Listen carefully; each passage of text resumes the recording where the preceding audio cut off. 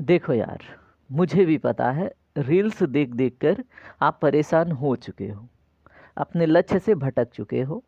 तो थोड़ा सा धैर्य रखो और यहाँ पे थोड़ा ठहर जाओ। 2-3 हज़ार क्वेश्चन हैं, पढ़ लो। क्या पता फिर से अंदर आग लगे कुछ करने की, है ना।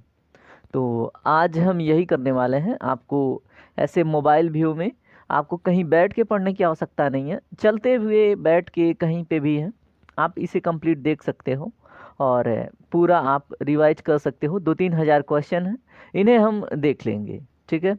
और मैं आपको गारंटी के साथ कहता हूँ, ये सारे प्रश्न बहुत ही ज़्यादा महत्वपूर्ण हैं, आपके एग्ज़ाम में पूछे जाएंगे और पूछे जाते रहे हैं। उन्हीं प्रश्नों का संकलन है। तो लास्ट तक बने रहना, कई पार्ट में देखना क्योंकि ये लंबा जाने वाला है, ठीक है। तो चलिए स्टार्ट करते हैं।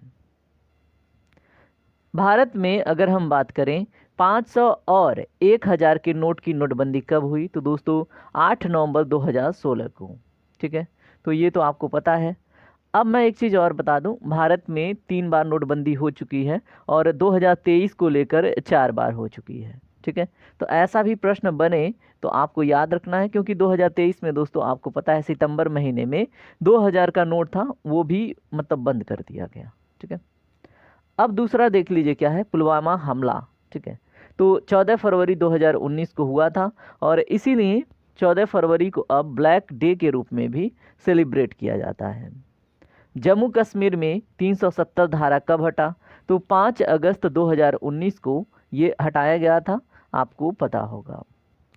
अगला देखिए, राम मंदिर का फैसला कब हुआ, तो दोस्तों 9 नवंबर 2019 को राम मंदिर का फैसला हुआ था। उम्मीद करता हूँ आपको पता भी होगा। विश्व में सबसे पहले जो कोरोना मरीज मिला था वो कहाँ पे मिला था, तो दोस्तों 17 नवंबर चीन में मिला था, चीन के बीजिंग शहर में। भारत में कोरोना मरीज सबसे पहले कहाँ मिला, एक प्रश्न आपसे भी है, आप कमेंट कीजिएगा, नहीं तो आगे मैं आपको बता ही दूंगा। चलिए एक बात और, अगर आप नए हैं तो आप जुड़ जाइए, सब्सक्राइब कर लीजिए, ठीक है। क्योंकि यहाँ पे इंटरेस्टिंग फैक्ट और इंटरेस्टिंग तरीके से सारे पीडीएफ बिल्कुल फ्री में मिल जाते हैं और आपकी तैयारी अच्छी हो जाती है। चलिए अन्य प्रश्नों को देखते हैं। धूमकेतु की जो पूंछ है हमेशा सूर्य से दूर होती है, ऐसा प्रश्न बनता है साइंस में।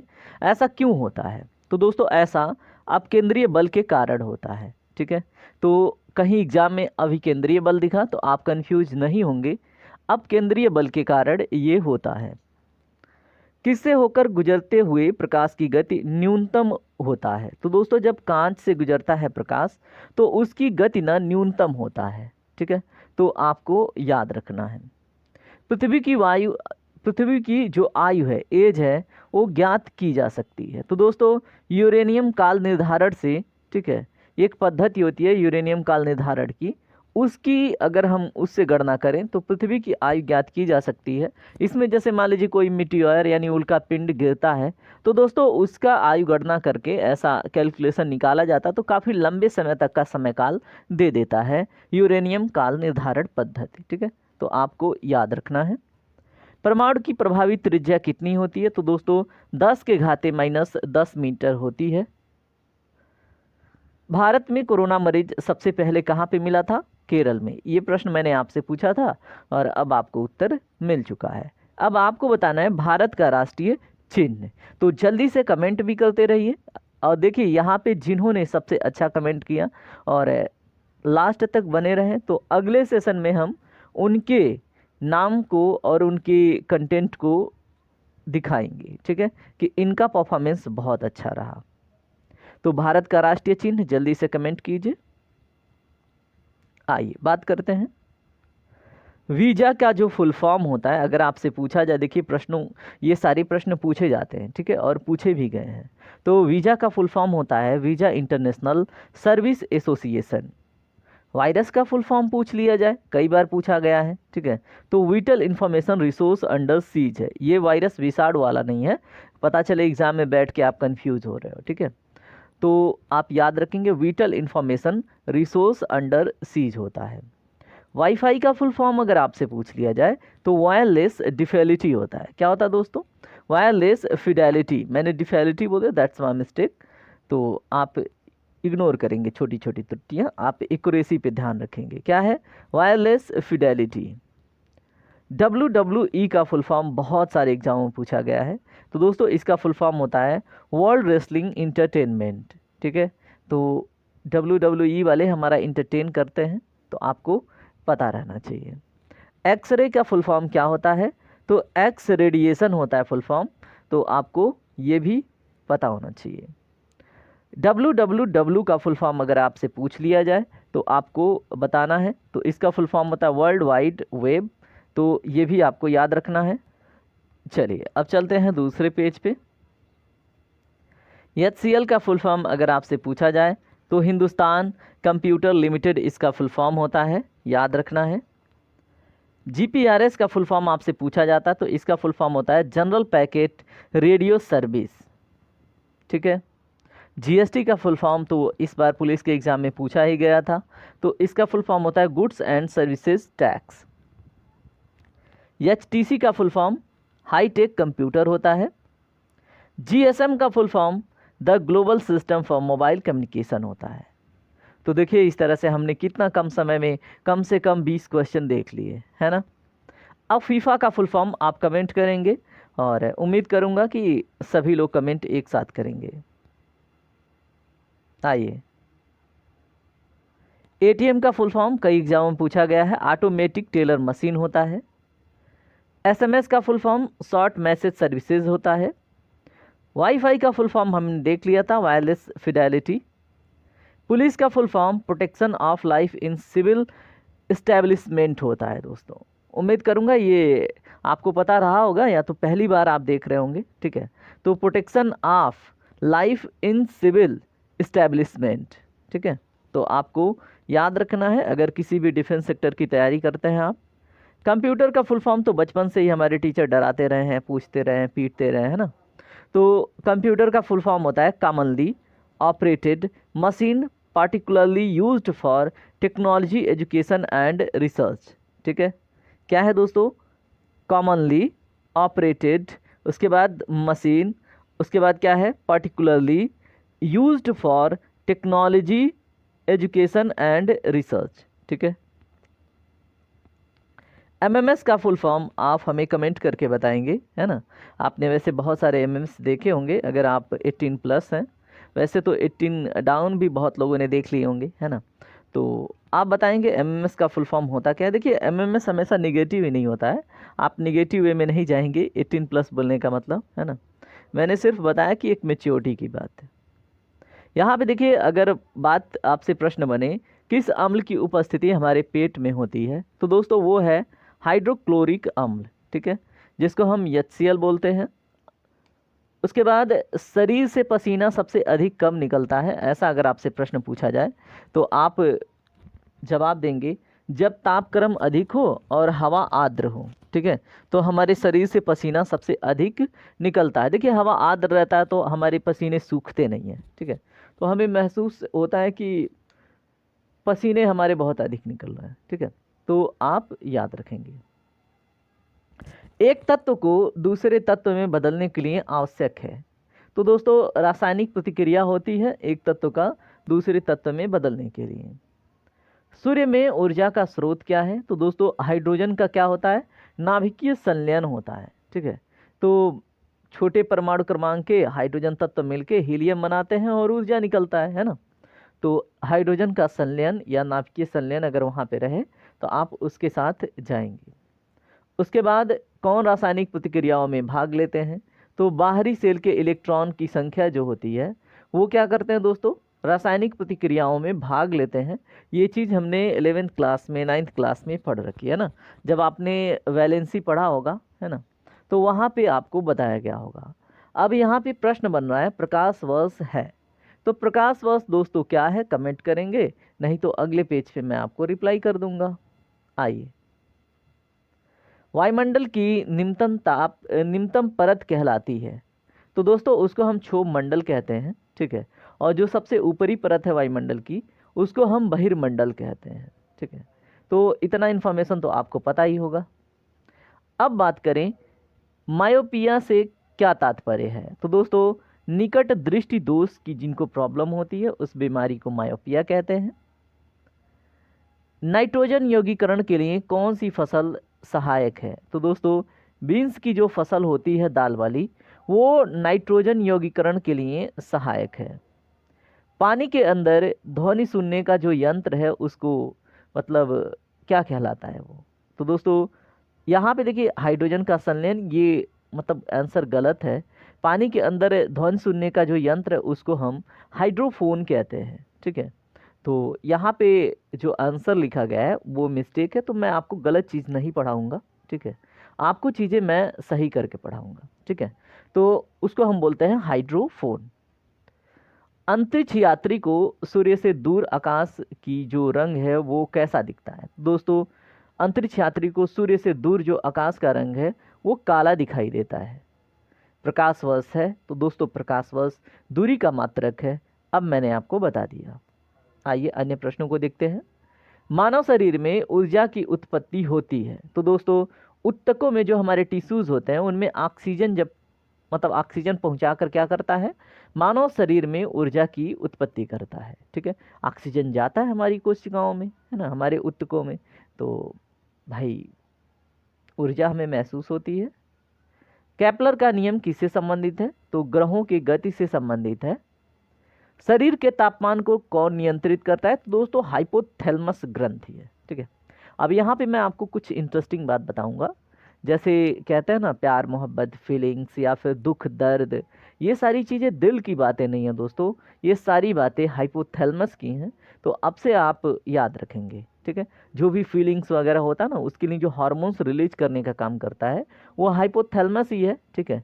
दिल तो खाम का शायरों ने बदनाम कर रखा है, दिल का ये सब काम ही नहीं होता।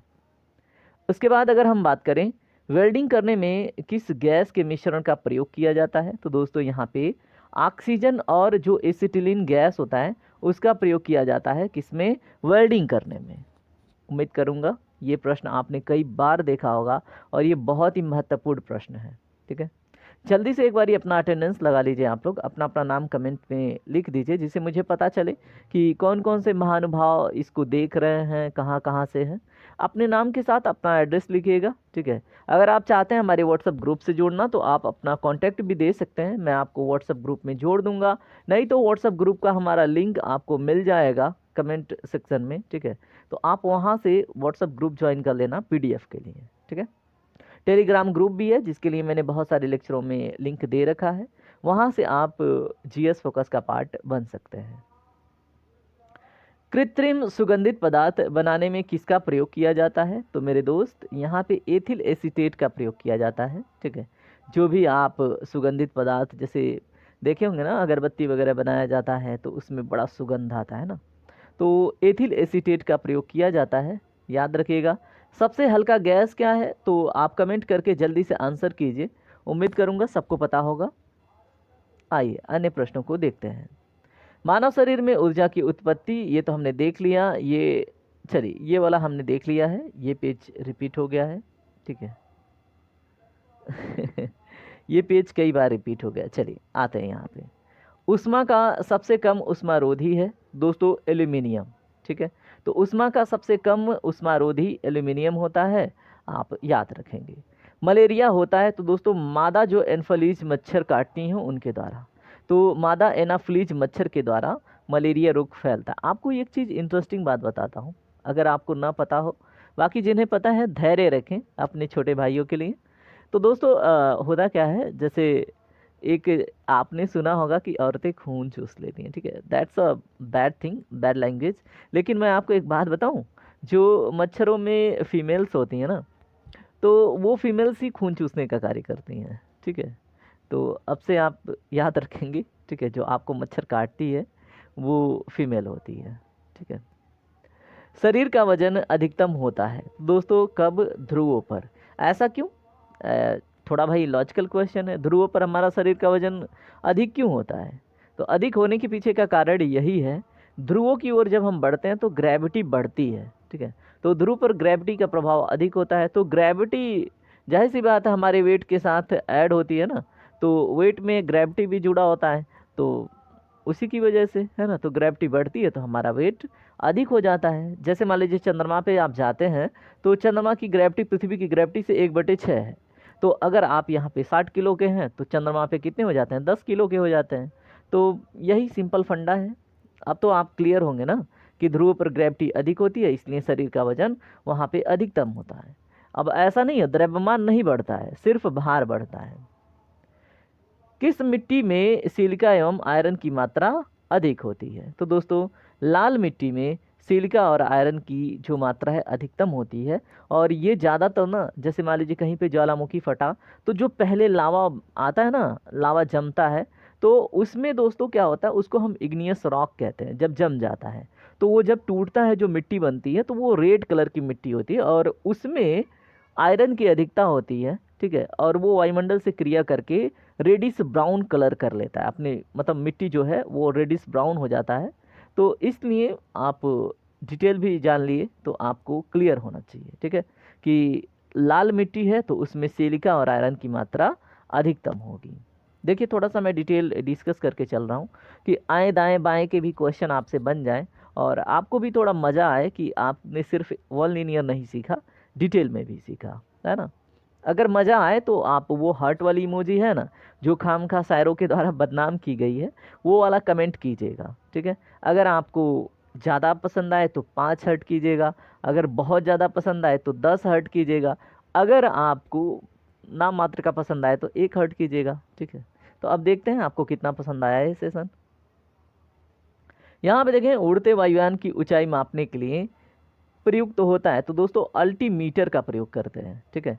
तो उड़ते वायुयान की जो ऊंचाई है, जैसे मान लीजिए वायुयान उड़ के जा रहा है आपके घर के ऊपर से, अगर आपके पास अल्टीमीटर है तो आप तुरंत नाप लेंगे एक रेडिएशन के थ्रू कि वो कितनी ऊंचाई पे उड़ रहा है, ठीक है। तो अल्टीमीटर याद रखेंगे। और सबसे हल्का गैस, बार बार ये प्रश्न आ रहा है, ठीक है। तो अब कमेंट आप कर ही दीजिए। चलिए मैं आपको ऑप्शन दे देता हूँ, hydrogen gas, helium gas, neon gas या फिर क्रिप्टॉन गैस, ठीक है। इन्हीं में से एक है, अब आप बता दीजिएगा। चलिए अन्य प्रश्नों को देखिए। ध्वनि हवा में तेजी से गति करेगी जब, दोस्तों कब? जब आर्द्रता उच्च हो, ठीक है। तो ध्वनि क्या करेगी, हवा में तेजी से गति करेगी अगर आर्द्रता उच्च हो, ठीक है। यानी कि हवा में नमी हो तो ध्वनि को भाई माध्यम स्ट्रांग मिलेगा। जैसे आपको पता होगा ना, जब ट्रेन आती है, अगर 2-3 किलोमीटर दूर है या फिर 4-5 किलोमीटर दूर है, फिर भी हमें वाइब्रेशन उसके आयरन में आने लगता है, क्योंकि जो रॉट आयरन यूज होता है रेलवे ट्रैक पे, तो उसकी डेंसिटी अधिक होती है। वैसे ही दोस्तों जब हवाओं में नमी अधिक होगा तो जाहिर सी बात है डेंसिटी अधिक हो गई, और डेंसिटी अधिक होते ही ध्वनि की गति तेज हो जाएगी। उम्मीद करूंगा कि आप समझ गए होंगे दोनों उदाहरणों से, है ना, समझ गए। चलिए, प्रतिध्वनि क्यों सुनाई पड़ती है? तो दोस्तों ध्वनि तरंगों के परावर्तन के कारण, जैसे मान लीजिए आप किसी बंद कमरे में या फिर कोई नया नवेला घर बना हो और उसकी प्लस्तर वगैरह पुट्टी वगैरह ना हुआ हो, और चारों तरफ से अगर वो मतलब जंगला वगैरह ना हो, उसमें खिड़की वगैरह ना हो, तो उसमें अगर आप चिल्लाएंगे तो वो आवाज़ गूंजती रहेगी। और ऐसा इसीलिए क्योंकि वहाँ पे क्या होता है, ध्वनि तरंगे दीवालों से टकरा टकरा के वापस आती हैं, ठीक है। तो अब तो क्लियर हो गया ना। ध्वनि किस रूप में यात्रा करती है? तो दोस्तों अनुदैर्ध्य तरंगों के रूप में ध्वनि यात्रा करती है। और मैंने आपको बताया था, अनुदैर्ध्य तरंग ही है जो किसी भी माध्यम में उत्पन्न हो सकती है, चल सकती है, लेकिन अनुप्रस्थ तरंगे हवा में नहीं चल सकती, ठीक है। तो ये मैंने कल के लाइव सेशन में मैंने बताया था, जो 8:30 बजे डेली आता है, ठीक है। किस मिट्टी में सिलिका एवं आयरन की मात्रा अधिक होती है? लाल मिट्टी, ये रिपीट हो गया। वायुयान की ऊंचाई मापने के लिए अल्टीमीटर का प्रयोग होता है। सबसे हल्का गैस, ये आपको ही बताना है, ठीक है। आइए, किसी वस्तु का चंद्रमा पर ले जाने पर उसका भार 1/6 गुना हो जाएगा। ये मैंने आपको क्लियर करा दिया है, प्रश्न के रूप में भी आपने देख लिया। प्रतिध्वनि क्यों सुनाई पड़ता है, मैंने बात कर लिया है। सोडियम को जल में डालने पर कौन सी गैस निकलती है? तो दोस्तों हाइड्रोजन गैस निकलती है।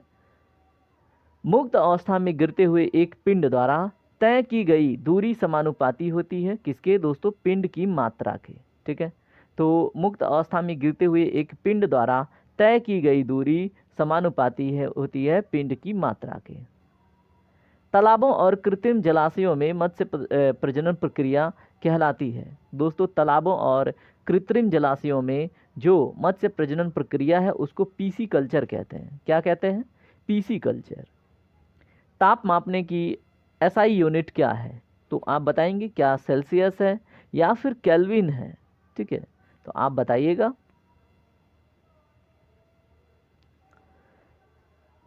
किसी वस्तु को चंद्रमा पर, ये तो हमने ये वाला देख लिया। चलिए आइए अन्य पेज को देखते हैं। पानी के अंदर ध्वनि को सुनने वाला यंत्र क्या कहलाता है? हाइड्रोफोन। ठीक है, तो ये तो आपको पहले ही पता है, तो रिवीजन हो गया। मायोपिया से क्या तात्पर्य है? तो दोस्तों निकट दृष्टि दोष, अभी हमने देखा था। नाभिकीय संयंत्र में मॉडरेटर का कार्य कौन करता है? तो दोस्तों न्यूट्रॉनों की जो, मतलब न्यूट्रॉन का प्रयोग किया जाता है। जैसे मान लीजिए 3 न्यूट्रॉन आपने सुना होगा, यूरेनियम विस्फोट के लिए 3 न्यूट्रॉन को भेजा जाता है। इलेक्ट्रॉन मैंने लिख दिया, न्यूट्रॉन को। ठीक है, तो इन्हीं को रेगुलेट किया जाता है, कभी कम कभी ज़्यादा, जिससे क्या होता है जो नाभिकीय संयंत्र में मॉडरेटर हैं उसी तरह से काम करते हैं। अगर हम अधिक न्यूट्रॉन डाल देंगे तो फिर जाहिर सी बात है वहाँ पे क्या विस्फोट अधिक होगा। ठीक है, नाभिकीय विखंडन अधिक होगा और ऊर्जा अधिक प्राप्त होने लगेगी, है ना। तो न्यूट्रॉनों को धीमा करने पर हम क्या करते हैं? नाभिकीय संयंत्र को मॉडरेट करते हैं। ठीक है, तो एज ए मॉडरेटर न्यूट्रॉनों को धीमा करना।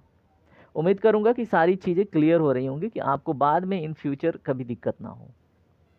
सबसे प्राचीन वेद कौन सा है? तो दोस्तों ऋग्वेद है। ठीक है, तो आप याद रखिएगा। पीलिया किस अंग का रोग है? तो यकृत या लीवर का रोग है। एलपीजी गैस में क्या होता है? तो बताएंगे आप एलपीजी गैस में होता क्या है।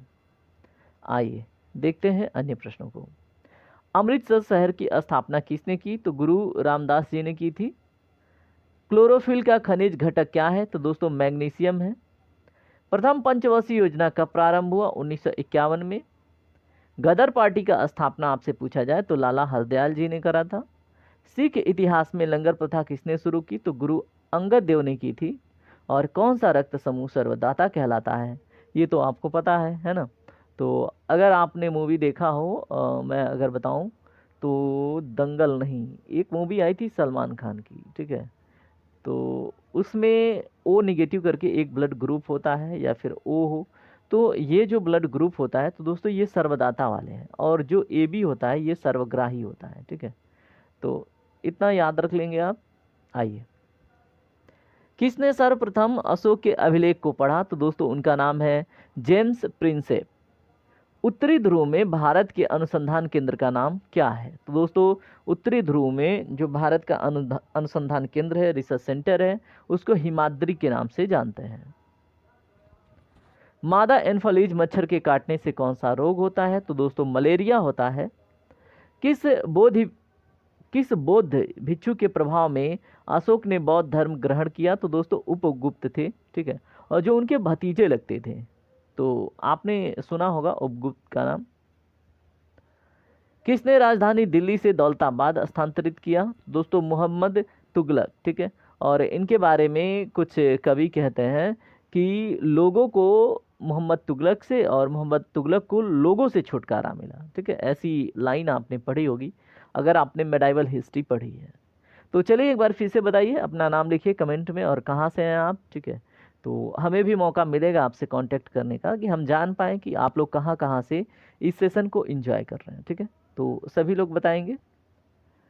सूर्य के प्रकाश से कौन सा विटामिन प्राप्त होता है? तो दोस्तों आपको पता होगा सूर्य के प्रकाश से हमें विटामिन डी प्राप्त होता है। वो भी डायरेक्टली प्राप्त नहीं होता है, हमारे स्किन में एक सिंथेसिस होता है, संश्लेषण, जहाँ से हमें विटामिन डी प्राप्त हो जाता है। ठीक है, तो सबसे बड़ा स्रोत सूर्य ही है विटामिन डी के लिए।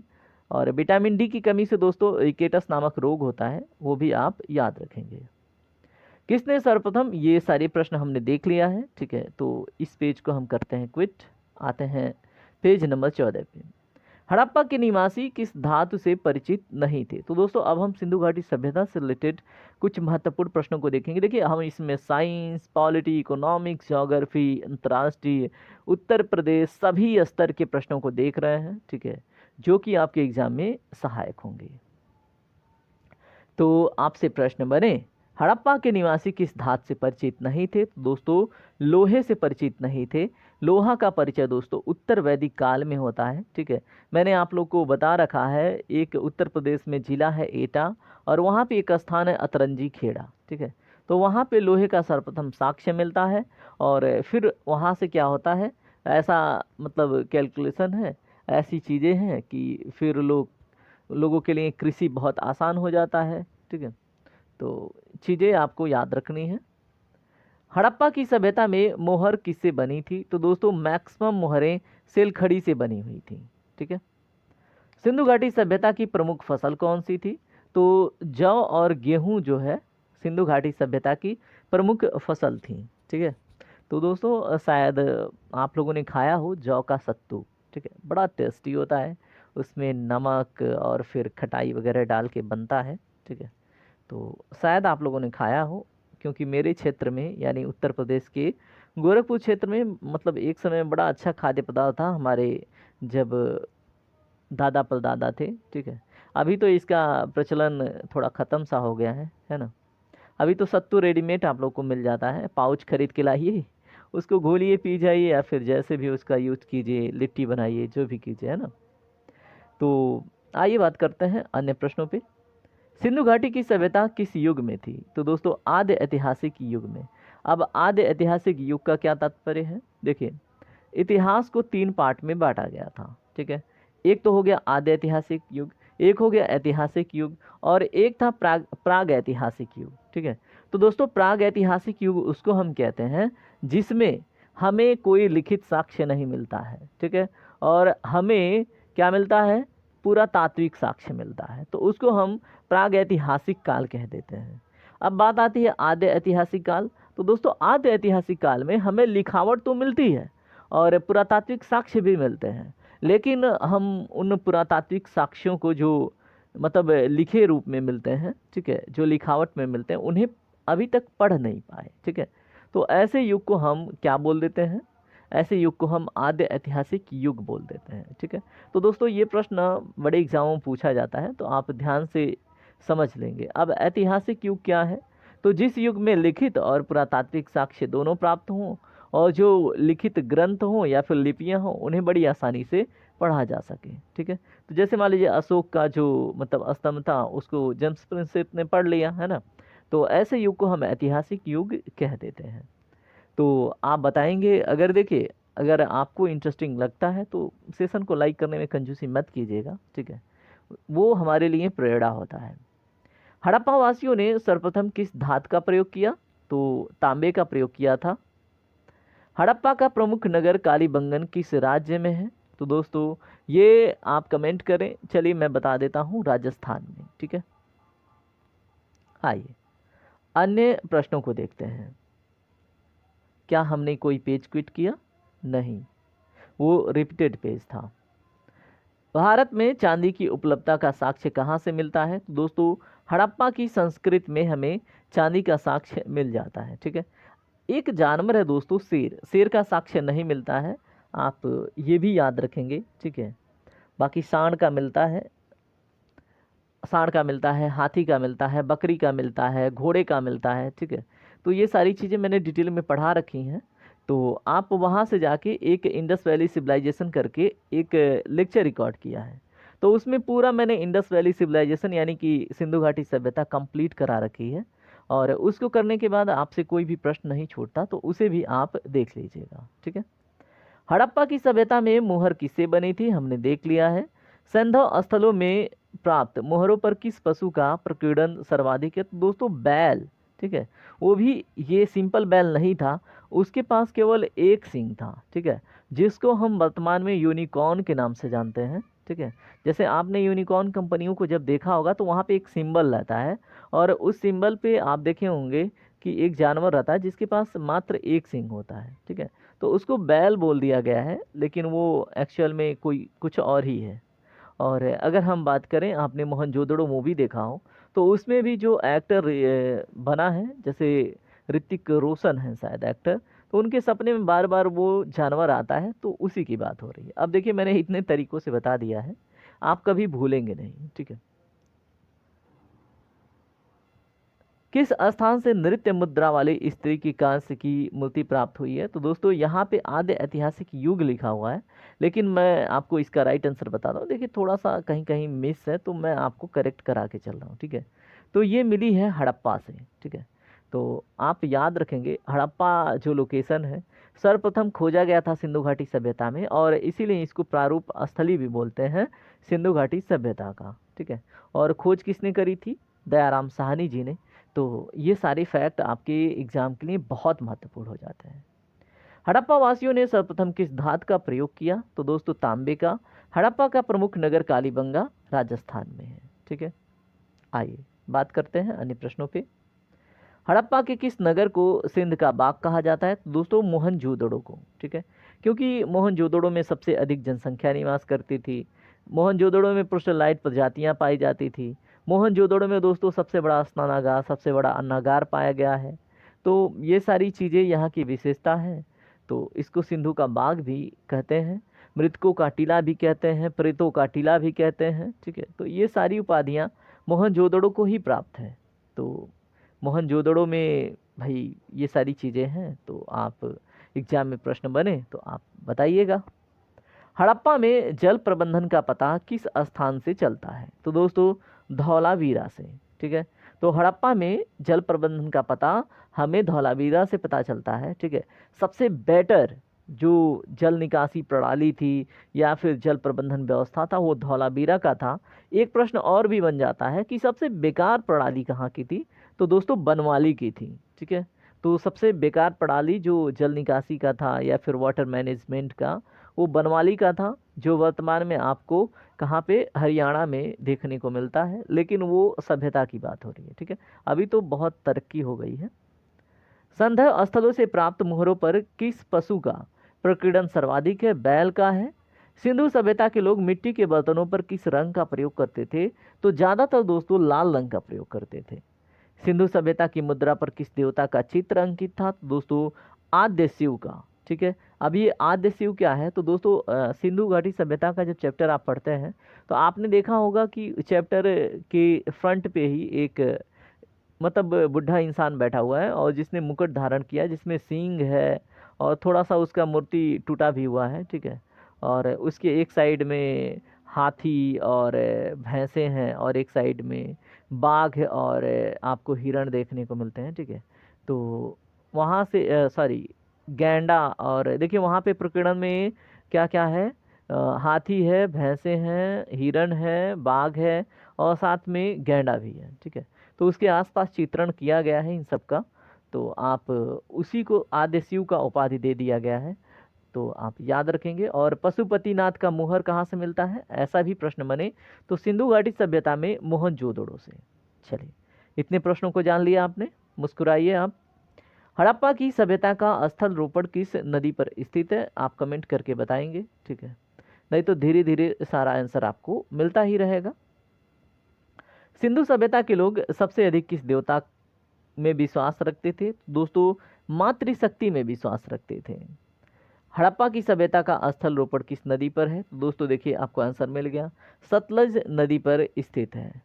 मोहनजोदड़ो को अन्य किस नाम से जाना जाता है? दोस्तों हमने बता रखा है आपको, मृतकों का टीला, प्रेतों का टीला और सिंधु का बाग कहते हैं। हड़प्पा और मोहनजोदड़ो की खुदाई किसने कराई? तो दोस्तों सर जॉन मार्शल ने कराई थी। ठीक है, तो देखिए अगर आपसे पूछे हड़प्पा की खोज किसने करी तो 1921 में दयाराम साहनी जी ने की थी। कब? 1921 में। और मोहनजोदड़ो की खोज किसने करी? तो राखलदास बनर्जी जी का योगदान है। ठीक है, तो दोनों का नाम आप याद रखेंगे। देखिए ये तो हमने देख लिया, इसको भी। सिंधु घाटी सभ्यता का जो स्थल है मांडा, वो किस नदी पर स्थित है? तो दोस्तों इसका जवाब होगा चिनाब नदी पर। और ये सिंधु घाटी सभ्यता का सबसे उत्तरी स्थल है। ठीक है, और सबसे दक्षिणी कौन सा है आप बताएंगे। ठीक है, चलिए मैं आपको बता देता हूँ। सबसे उत्तरी है आपका मांडा। ठीक है, और सबसे दक्षिणी है दैमाबाद। ठीक है, आपको याद रहेगा दैमाबाद। उसके बाद अगर आपसे प्रश्न बने सबसे पूर्वी कौन सा है? तो दोस्तों आलमगीरपुर, जो कि मेरठ में उत्तर प्रदेश के। और सबसे पश्चिमी कौन सा है? तो दोस्तों सुतका गेंडोर। ठीक है, जो वर्तमान बलूचिस्तान यानी पाकिस्तान में है। ठीक है, तो ये सारे फैक्ट इंपॉर्टेंट हैं। अब हम लोकसभा से रिलेटेड कुछ इंपॉर्टेंट क्वेश्चन देखेंगे। देखिए हमने मिसलेनियस रखा है कि आपको बोरिंग ना हो और कई चीज़ें आप एक साथ रिवाइज कर लें। ठीक है, तो भारत की प्रथम महिला लोकसभा अध्यक्ष कौन थी? तो दोस्तों मीरा कुमार। ठीक है। और ये यूपीपीसीएस 2023 के प्रश्न में पूछा हुआ प्रश्न है, ठीक है, तो आपको पता होना ही चाहिए। भारत के लोकसभा अध्यक्ष किस देश के हाउस ऑफ कॉमन्स के अध्यक्ष की तरह हैं? तो दोस्तों इंग्लैंड के हाउस ऑफ कॉमन्स के अध्यक्ष की तरह ही लोकसभा के अध्यक्ष होते हैं। राष्ट्रमंडल अध्यक्षों के सम्मेलन का पदेन महासचिव कौन होता है? तो दोस्तों लोकसभा का महासचिव ही क्या होता है? राष्ट्रमंडल अध्यक्षों के सम्मेलन का पदेन महासचिव, ठीक है। लोकसभा के अध्यक्ष या उपाध्यक्ष की अनुपस्थिति में लोकसभा की अध्यक्षता कौन करता है? तो दोस्तों अध्यक्ष और उपाध्यक्ष अगर अनुपस्थित हैं तो लोकसभा का जो वरिष्ठ सदस्य होता है वो करता है, ठीक है। तो चीज़ें क्लियर हैं। किस लोकसभा अध्यक्ष का कार्यकाल सबसे लंबा रहा? नाम है बलराम जाखड़ जी। लोकसभा के प्रथम उपाध्यक्ष कौन थे? आप कमेंट करके बताएंगे, ठीक है। आइए देखते हैं अन्य प्रश्नों को। लोकसभा अध्यक्ष का चुनाव कौन करता है? तो लोकसभा के सदस्य। लोकसभा का अस्थायी अध्यक्ष कौन नियुक्त करता है? तो दोस्तों राष्ट्रपति। लोकसभा अध्यक्ष का अपना त्यागपत्र किसे देता है? लोकसभा अध्यक्ष अपना त्यागपत्र लोकसभा उपाध्यक्ष को देता है। लोकसभा का सचिवालय किससे नियंत्रित होता है? तो दोस्तों लोकसभा अध्यक्ष से ही लोकसभा का जो सेक्रेटरिएट है या सचिवालय है वो नियंत्रित होता है, ठीक है। भारत के प्रथम लोकसभा अध्यक्ष जीवी मावलंकर जी थे। मैंने उपाध्यक्ष पूछा है, आप कमेंट करेंगे। भारतीय संसद के दोनों सदनों के संयुक्त अधिवेशन की अध्यक्षता कौन करता है? तो दोस्तों लोकसभा का अध्यक्ष करता है। और देखिए इम्पॉर्टेंट है, आपको याद रखना है। और संयुक्त अधिवेशन अनुच्छेद 108 के अंतर्गत राष्ट्रपति बुलाता है और ये जो प्रावधान है ये ऑस्ट्रेलिया के संविधान से लिया गया है, ठीक है। तो ये सभी के सभी फैक्ट बहुत इंपॉर्टेंट है। आइए बात करते हैं अन्य प्रश्नों पे जो कि लोकसभा अध्यक्ष से ही रिलेटेड है। लोकसभा अध्यक्ष का चुनाव, लोकसभा का सदस्य, ये देखिए ये वाला पेज हमने देख लिया है। चलिए अन्य प्रश्नों को देखते हैं। ये भी पेज रिपीट हुआ है, ठीक है।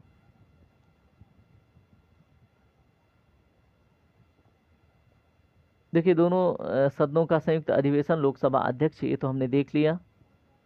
लोकसभा में किसी विधेयक को धन विधेयक के रूप में कौन प्रमाणित करता है? तो दोस्तों केवल लोकसभा अध्यक्ष, ठीक है। लोकसभा अध्यक्ष अपना त्यागपत्र किसे देता है? तो दोस्तों लोकसभा उपाध्यक्ष को, ये हमने देखा था। यहाँ पे ऊपर वाले में कोई भी धन विधेयक हो, ठीक है, तो कोई भी विधेयक जाए वो धन विधेयक होगा या नहीं, इस बात पे मुहर लगाता है लोकसभा का अध्यक्ष, ये बात इसमें कही गई है। किस समिति का पदेन अध्यक्ष लोकसभा अध्यक्ष होता है? तो दोस्तों नियम समिति का जो पदेन अध्यक्ष होता है वो लोकसभा का अध्यक्ष होता है। लोकसभा महासचिव की नियुक्ति कौन करता है? तो लोकसभा स्पीकर।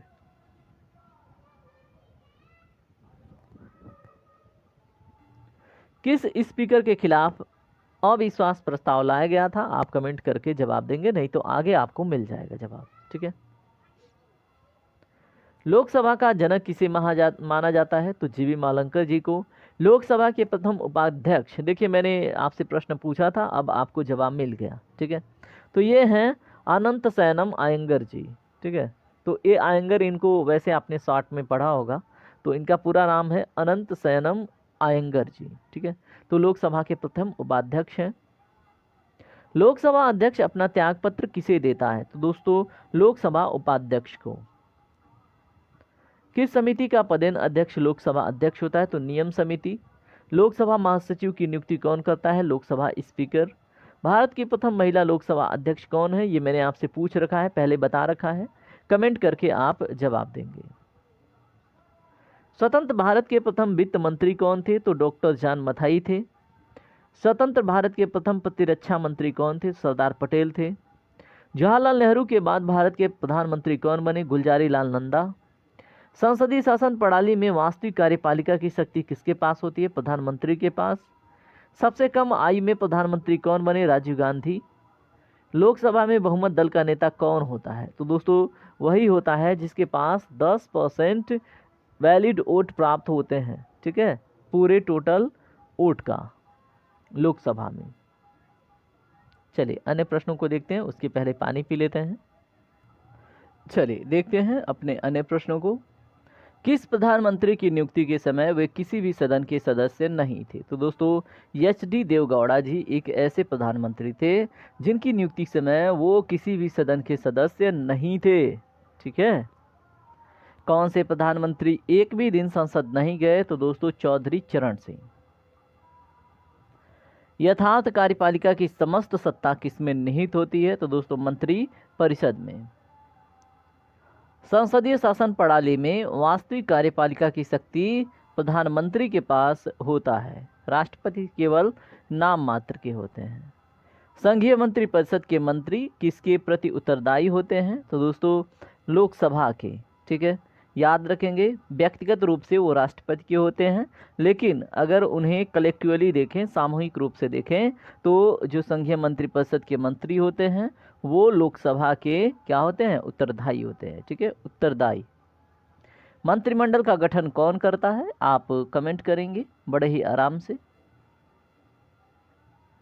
मंत्रिमंडल का गठन देखिए आपको पता चल गया, केंद्रीय मंत्री करते हैं, कैबिनेट मिनिस्टर।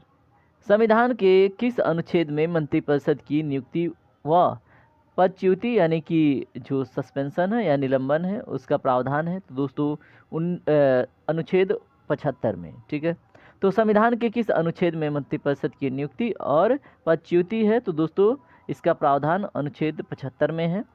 भारत में किसी भी सदन का सदस्य बने बिना कोई व्यक्ति मंत्री पद पर कितने दिनों तक रह सकता है? तो दोस्तों 6 माह तक। ठीक है।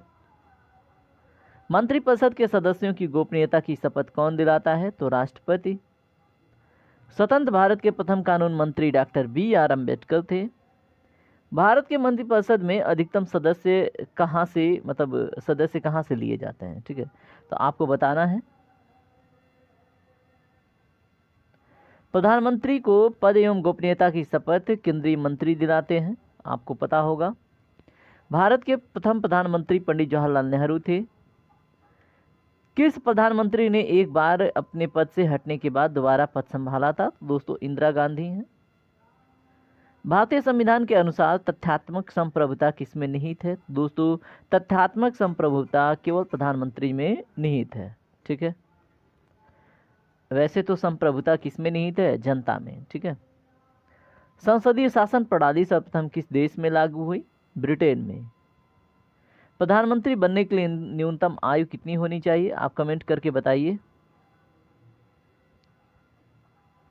वेट अ व्हाइल, ये हमने देख लिया? नहीं देखा।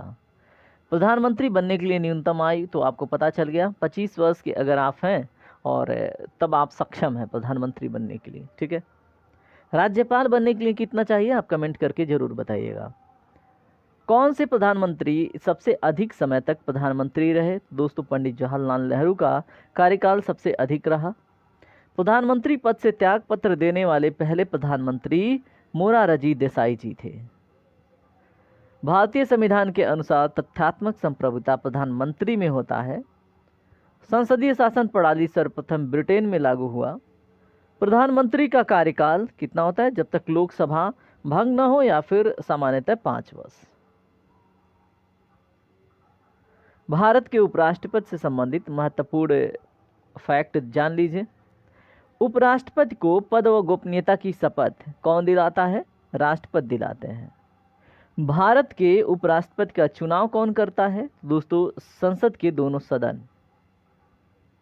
देखिए यहाँ पे उपराष्ट्रपति की बात हो रही है तो केवल संसद के दोनों सदन, लेकिन अगर राष्ट्रपति की बात होती तो दोस्तों विधानसभा क्षेत्र के भी सदस्य उसमें भाग लेते हैं। ठीक है। उपराष्ट्रपति अपना त्यागपत्र किसे देता है? तो दोस्तों राष्ट्रपति को। और राष्ट्रपति किसे देता है? उपराष्ट्रपति को। ठीक है, तो दोनों एक दूसरे को देते हैं, आपको पता होगा। उपराष्ट्रपति अपने मत का प्रयोग कब करता है? दोस्तों मतों के बराबर होने की स्थिति में उपराष्ट्रपति अपने मत का प्रयोग एज ए कास्टिंग वोट करता है। भारत के प्रथम उपराष्ट्रपति सर्वपल्ली राधाकृष्णन हैं। कार्यकाल समाप्त होने से पहले उपराष्ट्रपति को हटाने का अधिकार किसके पास है? दोस्तों किसको है बताएंगे आप कमेंट करके। उपराष्ट्रपति को पद व गोपनीयता का ये तो हमने देख लिया। मोहम्मद, अब देखिए भारत के उपराष्ट्रपति से संबंधित ही फैक्ट अभी भी आएंगे। मोहम्मद हामिद अंसारी क्रम के हिसाब से कौन से उपराष्ट्रपति हैं? दोस्तों 12वें। ठीक है। भारत के उपराष्ट्रपति का चुनाव कौन कराता है? तो संसद के दोनों सदन, हमने देखा था। उपराष्ट्रपति के चुनाव में उम्मीदवार के नामांकन के लिए निर्वाचक मंडल में से कम से कम कितने अनुमोदन आवश्यक हैं? दोस्तों 20 अनुमोदन। ठीक है। किसके लिए? उपराष्ट्रपति के चुनाव में उम्मीदवार के नामांकन के लिए निर्वाचक मंडल में कम से कम कितने अनुमोदन आवश्यक हैं? 20। उपराष्ट्रपति के चुनाव संबंधित विवाद कौन देखता है? सर्वोच्च न्यायालय देखता है। उपराष्ट्रपति का कार्यकाल 5 वर्ष होता है। ठीक है। तो आपको याद रखना है, वैसे राज्यसभा का कार्यकाल 6 वर्ष होता है। उपराष्ट्रपति पद हेतु कम से कम कितनी आयु आवश्यक है? तो आप बताएंगे, इंपॉर्टेंट है। संविधान किस अनुच्छेद में उपराष्ट्रपति का वर्णन है? संविधान के दोस्तों अनुच्छेद 63 में। भारत में लगातार 2 बार उपराष्ट्रपति कौन रहा था? सर्वपल्ली राधाकृष्णन। उपराष्ट्रपति के चुनाव, ये तो हमने देख लिया। उपराष्ट्रपति पद हेतु कम से कम उम्र 35 वर्ष का होना ही चाहिए। ठीक है। तो ये प्रश्न आपसे पूछा था, आपको जानकारी प्राप्त हो गई। उपराष्ट्रपति का कार्यकाल 5 वर्ष, ये आपने देखा, और राज्यसभा का कार्यकाल 6 वर्ष होता है। उपराष्ट्रपति के चुनाव संबंधित विवाद कौन देखता है? तो हमने बताया कौन देखता है? Supreme court. ये भी हमने देख लिया है। भारत के राष्ट्रपति से संबंधित महत्वपूर्ण फैक्ट देखेंगे। भारत की कार्यपालिका का अध्यक्ष कौन होता है? तो दोस्तों राष्ट्रपति होता है। भारत के राष्ट्रपति की तुलना किस देश के सम्राट से की जा सकती है? तो ब्रिटेन के सम्राट से। राष्ट्रपति पद्धति में समस्त कार्यपालिका की शक्तियां किसमें निहित होती हैं? राष्ट्रपति में। ठीक है।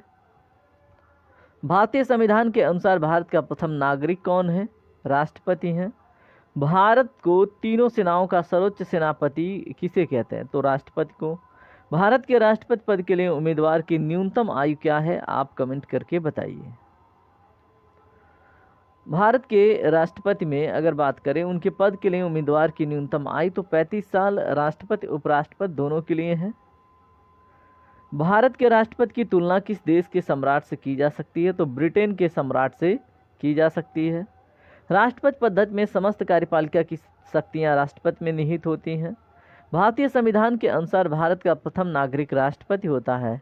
भारत की तीनों सेनाओं का सर्वोच्च सेनापति जो है वो राष्ट्रपति है। और राष्ट्रपति का चुनाव किस पद्धति द्वारा होता है? तो दोस्तों इसको बोलते हैं एकल हस्तांतरणीय संक्रमण मत प्रणाली है। ठीक है, याद रखेंगे। उप राष्ट्रपति के चुनाव का पद्धति देखिए, यहाँ पे समानुपातिक प्रतिनिधित्व एवं एकल संक्रमणीय प्रणाली, जो मैंने आपको बताया, समानुपातिक प्रतिनिधित्व आप ऐड कर लेंगे। ठीक है। भारत के राष्ट्रपति का चुनाव कौन संचालित कराता है? तो निर्वाचन आयोग कराता है। राष्ट्रपति के चुनाव संबंधित मामले कहाँ भेजे जाते हैं? उच्चतम न्यायालय में। भारत के राष्ट्रपति का चुनाव 5 वर्षों के लिए होता है। भारत की तीनों सेनाओं का सर्वोच्च सेनापति राष्ट्रपति होता है। राष्ट्रपति को उनके पद से हटाया जा सकता है, कैसे? महाभियोग चलाकर। ठीक है।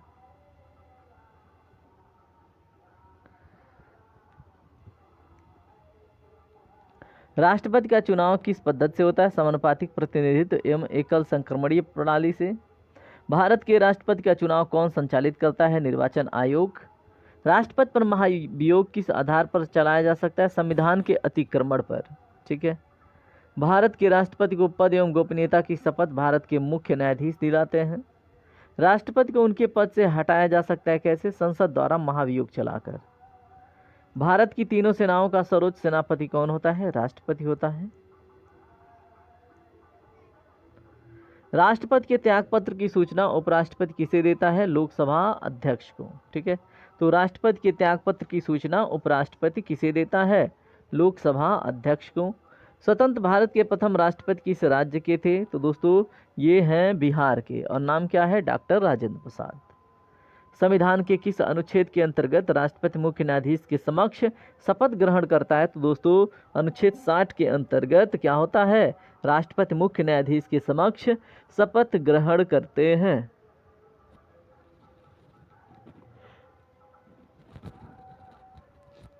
भारत के किस राष्ट्रपति की मृत्यु कार्यकाल खत्म होने से पहले हुई? तो दोस्तों नाम है डॉक्टर जाकिर हुसैन और फखरुद्दीन अली अहमद। भारत का राष्ट्रपति किसकी नियुक्ति नहीं करता है? तो उपराष्ट्रपति की। वित्त बिल के लिए, ठीक है, किसकी स्वीकृति आवश्यक है? बताइए। भारत के राष्ट्रपति को कौन सलाह देता है? तो संघीय मंत्रिपरिषद। स्वतंत्र भारत के प्रथम राष्ट्रपति किस राज्य के थे? बिहार के। कौन व्यक्ति कार्यवाहक राष्ट्रपति तथा उच्चतम न्यायालय का मुख्य न्यायाधीश रहा है? तो ये दोस्तों एम हिदायतुल्लाह जी हैं, जो कार्यवाहक राष्ट्रपति और उच्चतम न्यायालय के मुख्य न्यायाधीश के पद को संभाल चुके हैं। क्या नाम है? एम हिदायतुल्लाह। किस विधेयक को राष्ट्रपति पुनर्विचार के लिए नहीं लौटाता है? दोस्तों धन विधेयक को राष्ट्रपति पुनर्विचार के लिए वापस नहीं लौटाता है। युद्ध अथवा बाहरी आक्रमण की स्थिति में आक्रमणकारी के विरुद्ध युद्ध की घोषणा कौन कर सकता है? तो दोस्तों राष्ट्रपति। किसी व्यक्ति को दोषी पाए जाने पर कौन उसे क्षमादान दे सकता है? तो दोस्तों राष्ट्रपति ही हैं।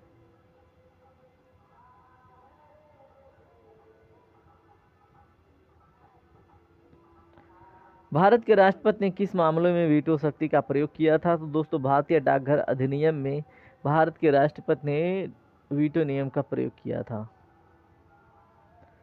स्वतंत्र भारत के प्रथम राष्ट्रपति किस राज्य के थे? तो दोस्तों बिहार के, हमने देख लिया है। भारत के राष्ट्रपति और उपराष्ट्रपति की अनुपस्थिति में कार्यभार सर्वोच्च न्यायालय का मुख्य न्यायाधीश संभालता है। ठीक है। अध्यादेश जारी करने का अधिकार राष्ट्रपति का कौन सा अधिकार है? तो दोस्तों विधायी अधिकार है। भारत का राष्ट्रपति किसके द्वारा चुना जाता है? तो दोस्तों सांसदों एवं विधानसभा सदस्यों द्वारा। भारत का संवैधानिक अध्यक्ष कौन होता है? दोस्तों राष्ट्रपति।